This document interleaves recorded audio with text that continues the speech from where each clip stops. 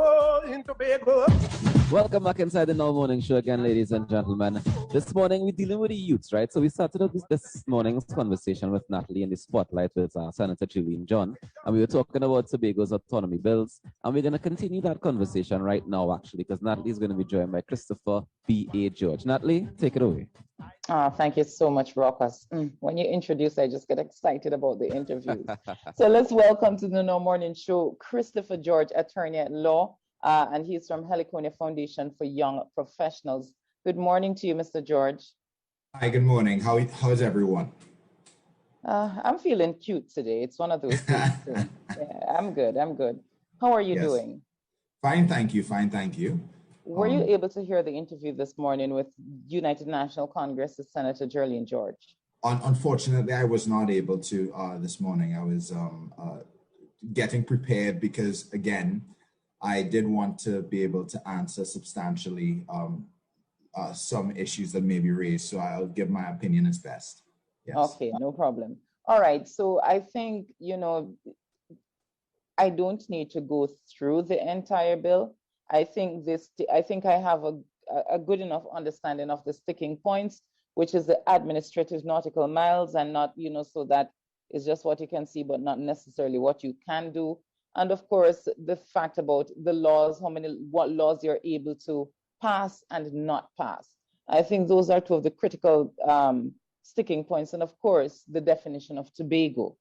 What exactly is Tobago? So what is your thought? What are your thoughts on these sticking points, especially from a legal perspective? Firstly, I'd like to highlight, we provided an opinion on this, and I'd like to highlight members of the Heliconia Foundation for assisting me, primarily Mr. Masasai, Mr. O'Neill, Mr. Keller, Tennille Solomon, Kelvon Morris, an assemblyman from the Tobago House of Assembly, Ms. Hector, and Ms. Lynn Sandy, for helping me prepare the opinion which we supplied to some parliamentarians and to the members of the Tobago House of Assembly. Now, particularly on the question that you've asked, I do think that, there's always like this nuanced understanding, and there's this creeping towards a bill or an act of parliament which is comprehensive and does reflect the people. What the Heliconia Foundation actually focused on was this idea of self-determination, which is entrenched in our Constitution of Trinidad and Tobago. And what we focused on was different models and seeing how it is that each one of them crept towards primarily representation of the people. Now, with respect to the definition of Tobago and the 6 nautical miles or changing those particular boundaries, I do recognize that these are sticking points, but some of these points, in my opinion, my respectful opinion, is are nuanced, and I don't think that comprehensively what the bill is trying to achieve should be hung up on these small little pieces. Because when you look at, and what we did is look at the Joint Committee report on this particular bill and the opinions that were taken into consideration by past attorney generals, particularly of St. Kitts and Nevis, who have St. Kitts and Nevis are 2 islands which can be comparable to Trinidad and Tobago, which have we have a Republican constitution, they have a Federalist constitution, but what they do is have each island basically legislating and regulating many activities that are particular to that island. So my view is that, yes, there may be this contention, particularly on that point, but I don't think it's enough to absolutely reject the bill on its face. So I hope. If the thing is, the government may have a perspective, but in reality, Tobagonians are saying, listen, we need to structure to this thing, and we need to know, what exactly we are able to be and to do. And I don't think that is so far-fetched to ask for that. you're saying that we have 11 nautical miles administratively. What does that mean?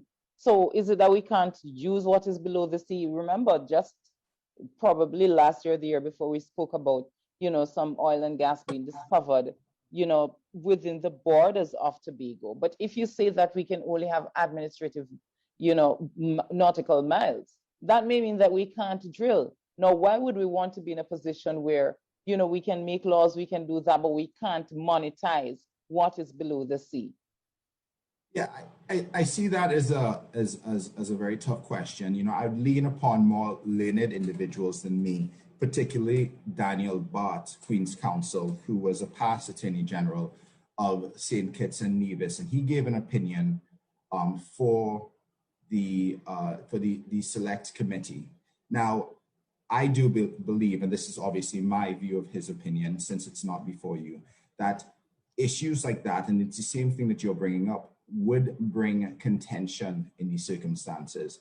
It's either that, I think that there's this differentiation between self-determination on an external field and self-determination internally. What I think the bill tries to achieve is self-determination within the supranational body of Trinidad and Tobago as one nation, while it is that there are certain things that are done better by a Tobago legislature that will be to gain economic. So some of the papers that we researched as Heliconia Foundation were seeing economic benefits associated with specific funding of projects and even investments controlled by Tobagonians. But with respect to that point of saying that Tobago owns a particular piece of something that I do think is fiercely Trinbagonian, I'm leaning back on that particular point, would encourage contention, even additional contention between the islands, because in the end, the lifeblood, the oil of Trinidad and Tobago, let's say, is something that I truly believe as a Trinbagonian belongs to Trinidad and Tobago, or Tobago and Trinidad, and differentiating and saying, well, this is Tobago, this is Trinidad, I think would widen the divisions between the islands, So no, but if you're saying to me that according to the notes coming out of the Joint Select Committee and even what was laid in Parliament is that Tobagonians will have to get a final say from the Minister of Finance in terms of, some monetary things that they can do. I think within the unitary state of Trinidad and Tobago to say, okay, you can drill there and I can drill here, I don't think there would be any contention. The reality is that we know where our borders are and we know what we can do. So why not grant it? Because at the same time, you're saying we can pass legislation. We are going to be spending our own money from monies made on the island. So you think as a Tobagonian, I wouldn't want the money made on the island being money under the sea as well? Of course I'd want that. And where would the contention be? Trinidad knows where it can drill. Tobago knows where it can drill. Tobago money would stay with Tobago and Trinidad money would stay with Trinidad. I could see some merit in your particular point. I would lean back on just my view that when it is that we start looking at particular resources, especially since allocation is from a central parliament of monies, for example, one of the things that is discussed within the bill is increasing the allocation of parliamentary funds from 4% up to 6 or 7% or thereabouts. 6.8%. 6.8%. I do, in my view, and this is just my view as a young attorney, I do think that we start getting into some issues as to then questions of allocation, etc. And I think that it would disrupt the fine balance which we're trying to draw with giving more autonomy to how would it disrupt that balance? Because 6.8% of 100% budget, but I can get to spend whatever money I can get within Tobago. The reality is that even if I get the nautical miles and not just administratively, is that I'm going to have to put a lot of money in it to drill, and I'm going to have to take it out of that 6.8%. So I am not foreseeing the disruption. I can just see what is outlined in the bill, which is you can go out and borrow if you need money to do this drilling, if there's actually oil, and that you'll just be able to make some more money for yourself, which would put Tobago in a really good place. True, true. I mean, I do understand that, and I'm leaning on my engineering background to figure this out. I mean, when I was I'm also a chemical engineer, and one of the things that I recognize when I work for a major oil and gas company is the probabilistic success of certain fields when it is that you are developing it. One of the risks, obviously, when it is that we don't have a holistic approach with respect to Trinidad and Tobago, is the risk for each island going out and trying to capitalize on potential fields. Now, I do think, again, that this is a point that requires greater analysis, and I don't have the particular information, but understanding that. So you disagree with the government not giving that additional 2 weeks to the committee so that they could flesh out these things? Because Coach Ray Charles and the representatives from Tobago asked the government for just an additional 2 weeks at the Joint Select Committee so that they could go through these, according to him, 11 sticking points. 11 sticking points. I mean, I think that any other time, I mean, we've been in this process, some may say since 1979 or 1980. I do think, this is just my opinion, I do think an extra two weeks is not going to create any sort of disharmony, but that's my opinion. But I do recognize also that at least since 2018, as highlighted by the Joint Select Committee report, they've been in intimate discussions, very lengthy discussions on all these particular points. So more learned people than me have obviously looked at these things and looked at these particular issues. And, an extra 2 weeks, and maybe proportionate in these circumstances.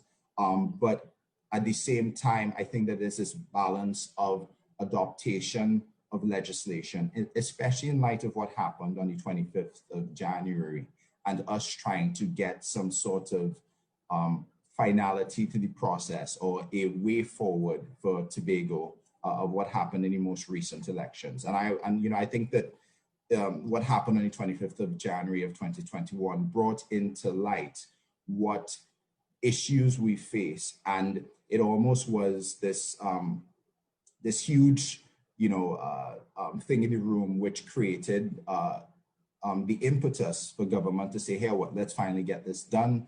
This was started in 2018 or before, in 2013 or 2014 or before, in different 1979, yeah. 79.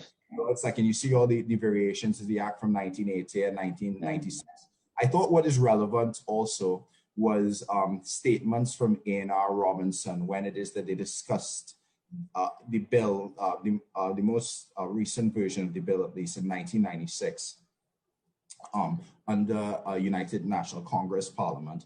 And it seems that what A&R Robinson, a son of the soil of Tobago, was speaking about is still absolutely relevant today.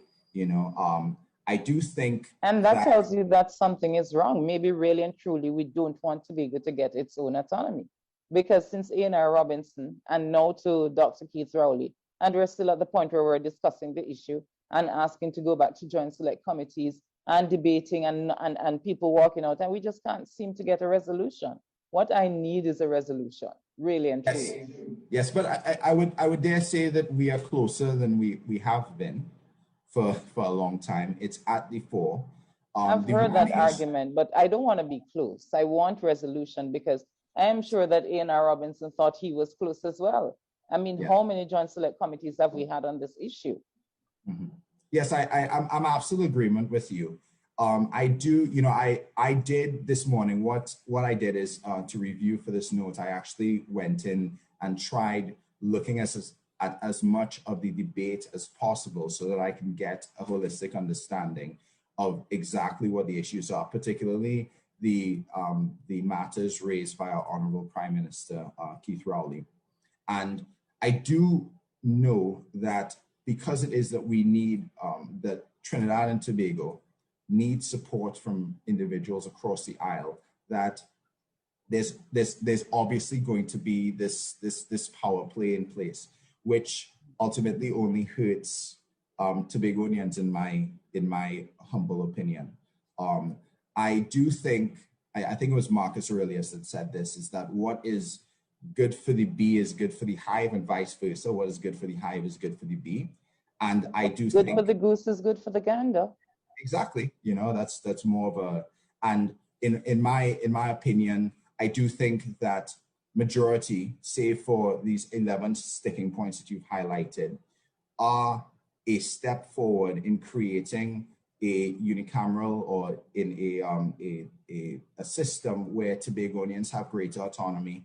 Now, I do think, and it's from the research from our foundation, we've seen models throughout Europe, throughout Southeast Asia, where there are economic benefits, and you highlighted some, the ability to invest in Tobago decided by Tobagonians. And I think that that's a very, very powerful sentiment, even though it's more of a macro sentiment. I do think that if Tobagonians that are on the ground within the population are able to understand this is what it is that we need to do, it actually benefits Trinidad and Tobago, because it grows our economy centrally. So I will be with you on that point, that, going back to some of the issues. But that's the whole point of autonomy, is that they're asking to have the ability to deal with their own cultural, economic, social issues, Yes. their own laws. I know that with the laws, there has to be a limitation, because you're in a unitary state of Trinidad and Tobago. So Yes. I completely understand that. But I don't think that I don't think that the nautical miles, will probably have to, invite the Attorney General to speak with me about that. But this sticking point of the nautical miles just being administrative and not being economic, I don't think it would be so difficult from my very limited perspective on it, that, Tobago could get that, and they work out whether or not it's going to be 6.8% of the budget, or, just say, okay, whatever money you make, because they did say whatever money you make, stay in Tobago. But the thing is that you're limiting the amount of money that Tobago can make if you're saying it's just administrative miles. I'm with you on that one. I mean, I think that depending on what decision is made, philosophically, it's almost as in, if this difference between 5 nautical miles, and I do understand it's a huge expanse of land, and probably there are these opportunities which could be capitalized in Tobagonian states, like it could be capitalized. I do recognize that it is huge, but dare I say that it's a reason to not get all the other benefits. I don't know if if we are pragmatic, that it's something that should absolutely, you're throwing the baby out with the bathwater. Sorry, so that's my opinion there. Okay, well, we can agree to disagree, right? But I mean, it's important to see what's going to happen now, with the walkout of Parliament yesterday by the opposition, what's going to be happening with these two bills, because I mean, I think we need resolution, and not 10 years from now, not 2 years from now, but probably a month from now, and let Tobago work out, what it needs, what it's going to do, and let's see how it goes. But if they've been asking for this for over 40 years, obviously it's important to them. One of the models that we looked at because we were doing a comparative study, and we looked at Africa, some examples, we looked at Germany. One of the things that we thought was an interesting parallel was that of Scotland, because obviously Great Britain has 4 different legislative pieces. They've involved their powers to maybe to Wales, to Northern Ireland, and then also to Scotland. In 1999, Scotland formed their own legislative structure in Edinburgh, and what Scotland stated, and it was 20 years. So in 2019, the First Minister had a discussion about this, and they talked about it's almost a learning curve, so there's this balancing act that we're underway, there are negotiating points that we can get. There are amendments that can be put in place, you know. So, but in my view, it is about getting a structure in place. And then if it is that one thing needs to be tweaked, but that's what Coach Hoychal said. This whole thing lacks a structure, and it needs a structure. And I agree with him, because if you're going to, and listen, I mean, a learning curve is going to be steep, because now even though a lot of things are outlined in the bill, is that you're still going to have to put them into practice. So, you know, but Mr. George, unfortunately, we are out of time. So let us see what happens going forward. I just believe that, you know, they need to work out the kinks and give Tobago what Tobago wants in the unitary state of Trinidad and Tobago. I'll always say that, because yes, I know that you can go so far and no more without separating completely, you know. Yes, so thank you so much for having me. I thank you on behalf of myself and also on behalf of the Heliconian Foundation. You know, thank you for having us on. We are always motivated to contribute as much as we can. And I have taken notes of your particular points. And if it is that Heliconia Foundation is asked again, I hope to be able to answer more substantially next time on those particular issues. Okay. Christopher George, thank you so much. We take a break and we'll be back with you.